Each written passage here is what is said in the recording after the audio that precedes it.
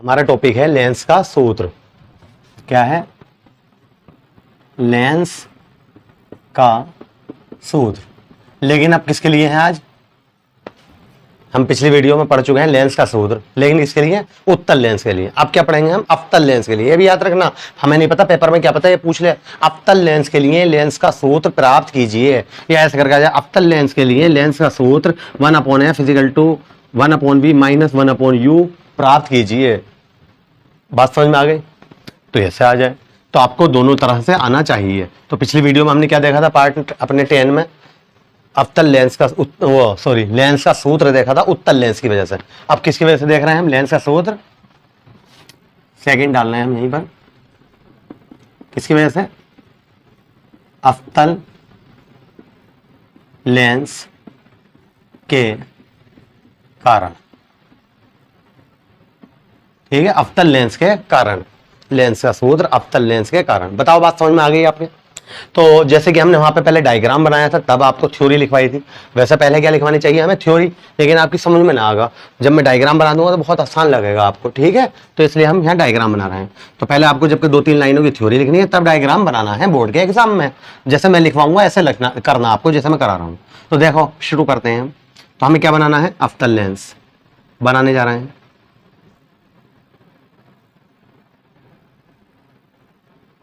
ठीक है, क्या बना दिया हमने? अवतल लेंस।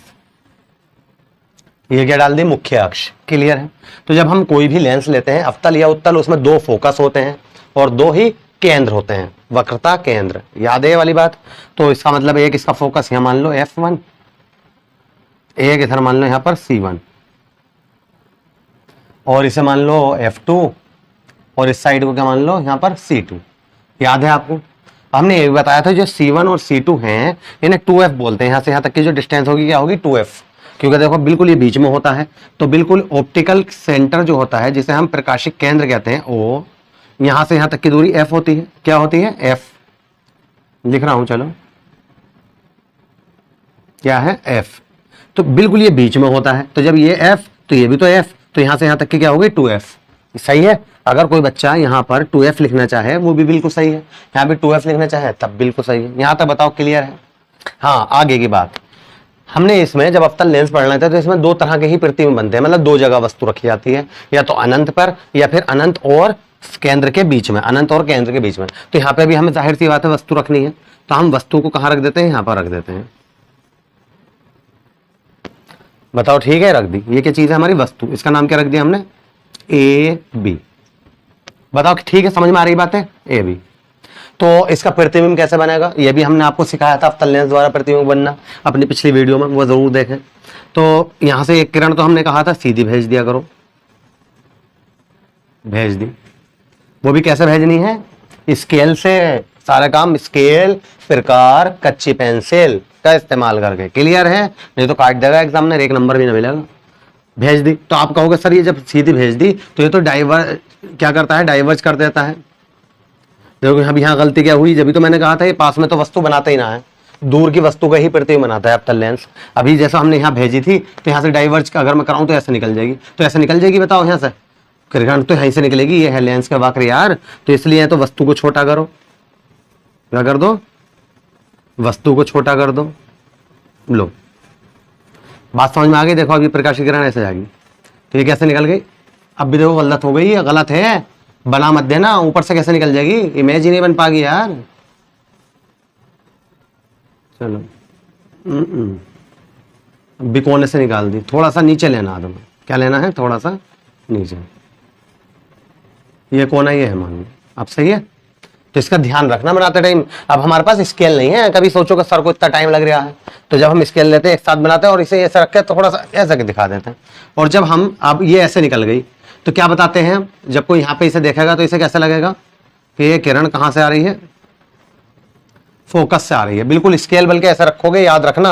ये तो ऐसी खींच देना, खींच दी लाइन ये वाली स्केल से, फिर स्केल ऐसे करके रखना, इससे और इससे बिल्कुल एक सार लगे। अब देखो थोड़ी सी टेढ़ी हो रही ना, कैसी लगे? बिल्कुल एक सार जा रही है इससे। अब बताओ सही है? अब बताओ क्लियर है? अब दूसरी किरण कहां से लेते हैं? अगर आपने मेरी पिछली वीडियो ना देखी हो, अवतल लेंस द्वारा प्रतिबिंब बनना, उत्तल लेंस द्वारा प्रतिबिंब बनना, तो वो जरूर देखें, तभी समझ में आ गए। हो सकता है अगर आप पहली बार देख रहे हो तो समझ में ना आए कि भाई ये कैसे बना रहा है इमेज। मैंने बनाना सिखाया है, उसमें रूल भी सिखाए हैं, रूल। दूसरी कहां से लेते हैं हम, याद होगा आपको, याद है, प्रकाशिक केंद्र से। तो इससे बिल्कुल स्केल रखोगे, बिल्कुल सीधी आर पार निकाल दो, क्योंकि जब प्रकाशिक किरण केंद्र से होकर जाती है तो बिना विचलित हुए क्या निकल जाती है, आर पार निकल जाती है। ये तो बताते हैं हम ऐसे। अब ये देखो मुझसे टेढ़ी हो गई, क्या लेंस से लेनी है आपको, बिल्कुल सीधी लेनी है। इसके परवाह मत करो, बाद में बना देंगे हम इसे ऐसे। स्केल अब देखो टेढ़ी मेढ़ी हो गई मुझसे, तुम स्केल रखोगे बड़ा वाला, फिर स्केल लेके जाओगे। पैमाना कैसा हो, बड़ा वाला 30 सेंटीमीटर वाला, छोटा वाला नहीं कि स्केल ऐसे रखो पूरा एक साथ ही ले लो यूं करके। ठीक है, क्लियर है। तो इसका मतलब प्रतिबिंब कहाँ बना, यहाँ पे बनी है। ये तो टच हुई है, देखो आपस में मिल गई है। तो तुम कहोगे सर ये मिलाई है, मिली थोड़ी है, ये पीछे को मिलाई है जब तो बनी है। तो मैं कहूंगा जब मिलाई है मैंने तभी तो आभासी प्रतिबिंब बना है, सीधा होगा आभासी है तो। क्लियर है, और छोटा होगा इससे आकार। यहां तक बताओ क्लियर है। तो इसका मतलब ये प्रतिबिंब बन गया। इस प्रतिबिंब को नाम क्या रख दें हम, ए डैश और बी डैश। बताओ क्लियर है, ए डैश और बी डैश, सही है। और ये ए बी हो गया, क्योंकि हमें इसमें फिर वही नियम लगाने, समरूप त्रिभुज के नियम। तो अब मैं सोच रहा हूं इसका भी नाम रख दें हम। इसका नाम क्या रख दें हम अपने पास से, एम रख दो, है ना। चलो पी लिख दो, पी वहां भी शायद ऐसे लिया था। वैसे कोई मर्जी नहीं, अपनी मर्जी है, एम लिख दो, मगर ये चीजें मैन है, इन चीजों पे ध्यान देना, पी। अब ये बताओ वस्तु ये रखी थी, तो वस्तु की लेंस से दूरी जो ली जाती है वो क्या ली जाती है, यू। क्या ली जाती है, यू। और प्रतिबिंब जो बना है, प्रतिबिंब ये बना है, प्रतिबिंब की जो दूरी ली जाती है वो क्या ली जाती है, वी। बताओ बात समझ में आ रही है, यू वी समझ में आ गया। प्रतिबिंब की दूरी वी और वस्तु की दूरी यू ली जाती है। ठीक, अब मैं यहां पर यही बात यहां पे लिखने जा रहा हूं, अब आपकी बहुत आराम से समझ में आएगा। क्या, माना कि एक अवतल लेंस जिसकी फोकस दूरी एफ है, ठीक है, उससे यू दूरी पर एक वस्तु ए बी रखी है, ठीक है, जिसका प्रतिबिंब ए डैश बी डैश लेंस से वी दूरी पर प्राप्त होता है।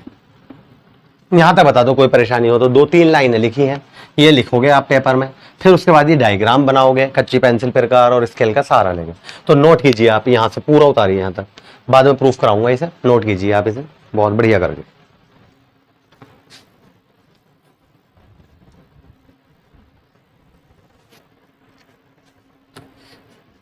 ठीक है, कर लिया आपने नोट, है ना, ये समझ में आ गया है। तो ये यू है ना, कभी सोचोगे यार इसको ऊपर मिला दिया सर ने, नीचे को लिख लेते हैं थोड़ा सा, देखो ऐसे तो था, क्या है ये, अब सही है, इसे भी खुल के लिख लो, है ना, थोड़ा सा, क्या है ये,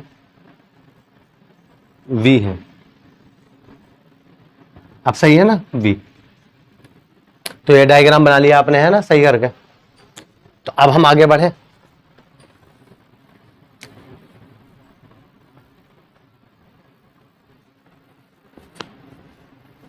क्या करेंगे अब हम, यहां पर हमें 2 त्रिभुज दिखाई दे रहे हैं, 2-1 और 2-1, मतलब कैसे दिख रहे हैं, समरूप त्रिभुज, उनका इस्तेमाल करने जा रहे हैं। क्या है, त्रिभुज एक तो देखो ये वाला ए बी, और ये क्या है, ओ, या ओ A B, O A B, वह त्रिभुज ओ ए बी हो गया। एक कौन सा है हमारा, ओ ए डैश बी डैश, ओ ए डैश बी डैश समरूप त्रिभुज है, तब समरूप त्रिभुज के नियम से। तो ये समरूप त्रिभुज का नियम मैंने बहुत विस्तार से बताया है अपनी पिछली वीडियो में, पार्ट 10। ये पार्ट 11 है हमारा, है ना। पार्ट 10 में क्या बताया मैंने आपको, बहुत आराम से समझाया है कि समरूप त्रिभुज क्या होते हैं। जब दो त्रिभुज सेम हो तो वहां उसे बोलते हैं समरूप त्रिभुज, राइट। अब वो छोटे हो या बड़े हो, चाहे हैं समरूप ही, ये बताया था। फिर मैंने कहा था जब हम एक त्रिभुज की लंब लेते हैं तो बटे में दूसरे त्रिभुज का लंब लोगे, बराबर का निशान लगाओगे। जब एक त्रिभुज का आधार लोगे तो दूसरे का भी आधार लोगे, अगर एक का कर्ण लोगे तो दूसरे का भी कर्ण लोगे, बस ये नियम है। और पिछली वीडियो आप जरूर देखें, ठीक है, पार्ट 10। अब मैं यहाँ पे करा रहा हूं। तो त्रिभुज ओ ए बी, ये त्रिभुज दिख रहे हैं आपको। तो एक तो मैं इसका लंब ले रहा हूं ए बी। तो आप कहोगे सर जब त्रिभुज ओ ए बी का लंब लिया है तो त्रिभुज ओ ए डैश बी डैश का भी लंब लो। तो लंब यही तो है यहाँ पे, ए डैश बी डैश, ठीक है, वेरी गुड। बराबर का साइन लगा रहा हूं। अब मैं ये जो त्रिभुज ए बी वाला है ओ ए बी, तो इसका आधार ले रहा हूं ए ओ। क्या ले रहा हूं, ए ओ। तो तुम कहोगे सर इसका भी आधार लो, ए डैश हो। समीकरण 1, यही मैंने समझाया है अपनी पिछले वीडियो में, तो वो जरूर देखो आप। क्लियर है। आगे आए हम त्रिभुज। अब इसमें दो त्रिभुज और दिखाई दे रहे हैं हमें। कौन कौन सा, एक तो F1 बी डैश ए डैश, और एक पता कौन सा, एक कौन सा, P, ये P है, देखो P O और F1।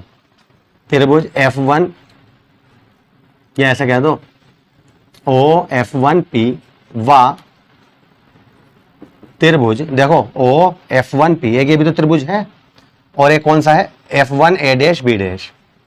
F1 ए डैश बी डैश भी क्या है, समरूप है। कैसे समरूप है ये बता, ये समकोण त्रिभुज है, ये भी बता चुका हूं मैं अपनी पिछली वीडियो में। समकोण है, जब भी तो लंब कर्ण और आधार का नाम आता है समझ लो समकोण त्रिभुज है, ठीक है। तो O F P, O F dash P. तो अगर मैं इसका लंब ले लूं, पी ओ ले लूं,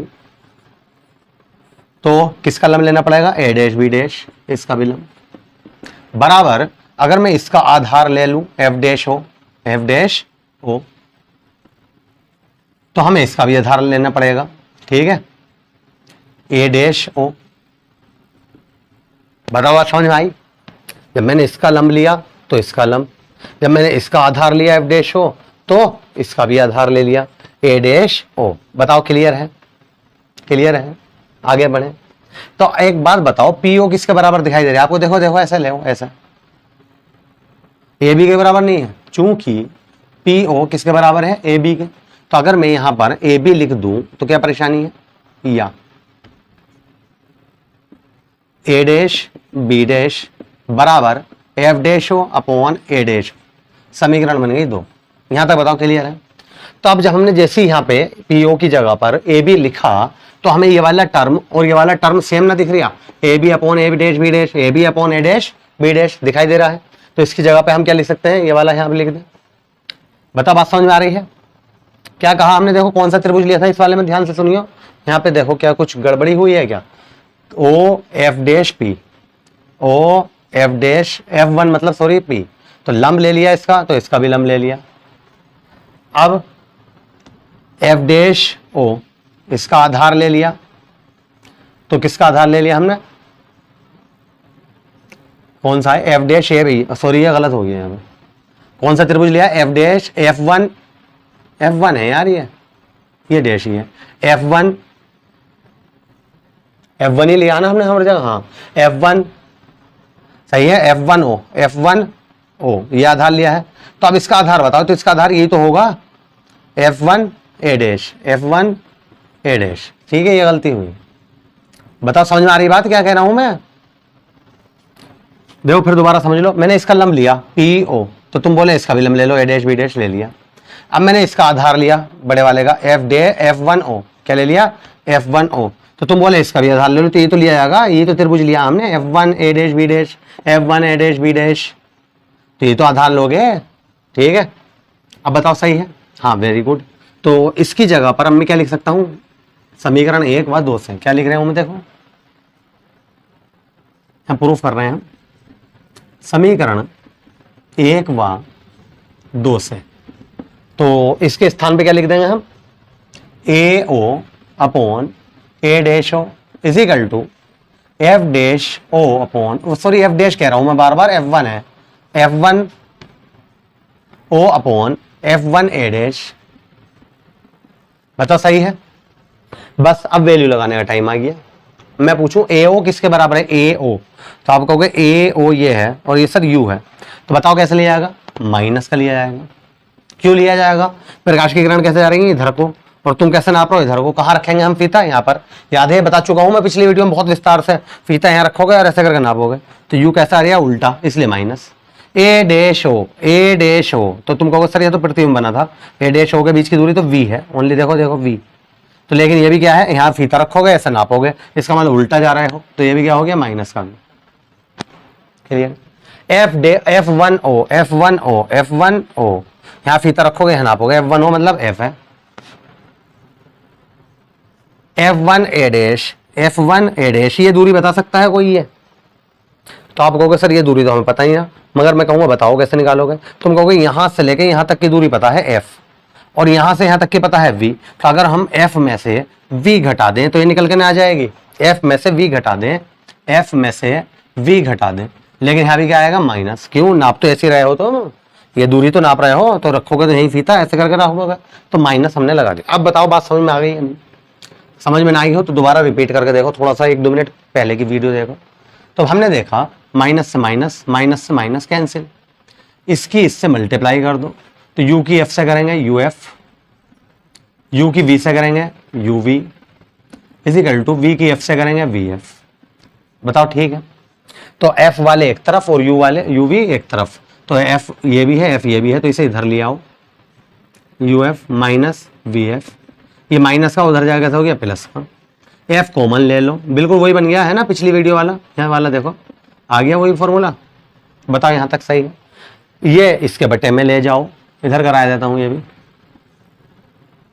या f बराबर u v upon u minus V, अगर हमें उल्टा करके लिखना है 1 अपॉन एफ, तो u minus V upon U V, 1 upon F, U V इसके नीचे भी लिख दो, यू वी इसके नीचे भी लिख दो, v से v कैंसिल, u से u cancel, 1 upon F equal to 1 upon V minus 1 upon U. यही लेंस का सूत्र है। बताओ समझ में आया क्या करा हमने इसमें, क्या करा है, 2 त्रिभुज पहले देखे हमने समरूप है, उनमें फॉर्मूला लगाया, अगले 2 त्रिभुज देखे समरूप हैं, उनमें फॉर्मूला लगाया समरूप त्रिभुज का, फिर हमने देखा पीओ किसके बराबर है, ए बी के, ए बी लगा दिया, तो हमने जैसे ए बी लिखा तो हमने देखा ये वाला टर्म और ये वाला एक सा हो गया, तो इसकी जगह पे हमने ये उठा के लगा दिया, फिर बस वह क्या करी हमने वैल्यू लगाई है, क्या लगाई है वैल्यू, ठीक है कि इसकी वैल्यू क्या है, इसकी क्या है, इसकी क्या है, इसकी क्या है, वह माइनस से माइनस, माइनस से माइनस कट गया, आड़ी तिरछी गुणा कर दी है, क्या कर दी हमने इसमें आड़ी तिरछी गुणा, है ना, क्रॉस मल्टीप्लाई बोलते हैं इंग्लिश में, इसकी इससे और इसकी इससे, फिर f वाले टर्म एक तरफ और दूसरे बाकी दूसरी तरफ, इसे बट्टे में ले गए, लेकिन हमने देखा अब भी कोई फॉर्मूला नहीं बन के आ रहा था, तो हमने इसका उल्टा कर दिया 1 अपॉन एफ, तो इसका भी उल्टा हो गया, जो नीचे की चीज है ऊपर और जो ऊपर की है नीचे, फिर नीचे वाली चीज को u v को इसके नीचे भी, इसके नीचे भी, जो कटा कट गया हमारा फॉर्मूला आ गया। तो नोट कीजिए आप इसे पहले,